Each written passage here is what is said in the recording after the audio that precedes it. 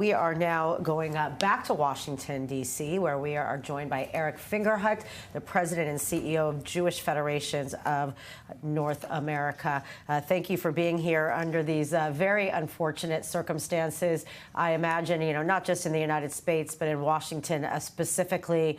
How are you all faring the fact this could happen in such an open space in the middle of the nation's capital?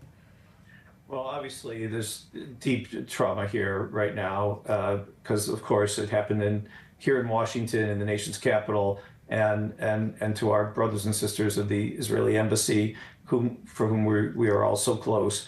It's just traumatic. We're in touch with the families.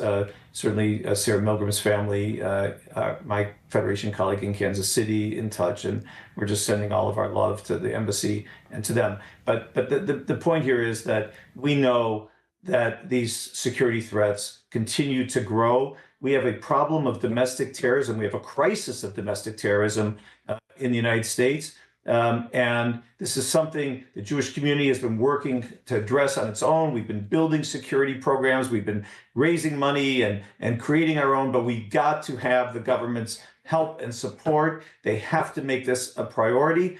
We have to have the law enforcement help that we need. We have to have financial help so that we can have the kind of security around these facilities that we need increased significantly over where we are, because this is truly a domestic terrorism crisis in America. Yeah, and I mean, clearly, so terrifying. As I mentioned before, I mean, let's not forget what happened on Passover with the governor of Pennsylvania. I mean, how much is tantamount to the social media, to all of the things that are exploding even this week with the, the humanitarian aid situation? How, as federations, which are very robust, Jewish Federation, even the local chapters, how do you fight this? It's a out of control train.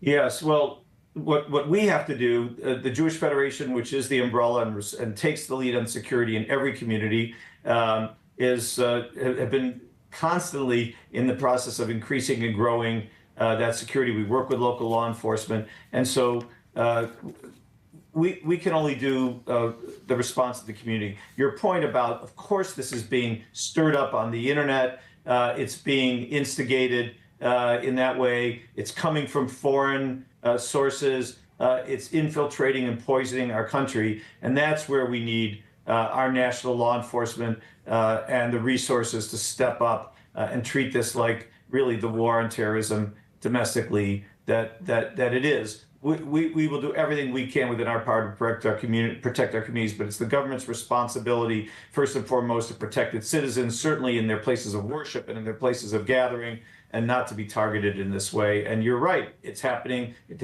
happened on Passover. It's been happening over and over again. There have been countless incidents in the last year of plots that have been uncovered and stopped, and then there have been others that have continued. And with the pictures you're showing of the incitement on campuses, people thinking that this is okay. We've heard it in city council meetings. We've heard it at school board meetings, the language of genocide and the language of incitement. And of course, that's having the impact, and every public official at every level of community and civic official has to say, enough, stop it. Wow. Thank you very much. You definitely have a lot of work ahead of you, just to add to all the work that, it's such a staple in the United States, the Jewish Federations, and who would think that this would be added to your job description? Thank you very much.